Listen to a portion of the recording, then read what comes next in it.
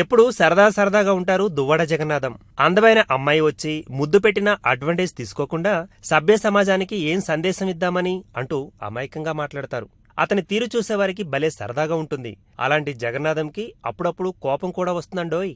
మరి ఆయనకు కోపమొస్తే ఏం జరుగుతుందో తెలియాలంటే మాత్రం డీజే దువ్వాడ జగన్నాథం చూడాల్సిందే. అల్లు అర్జున్ కథానాయకుడిగా నటిస్తున్న చిత్రమిది. పూజా హెగ్డే కథానాయిక, హరీష్ శంకర్ దర్శకత్వం వహిస్తున్నారు. దిల్ రాజు నిర్మాత.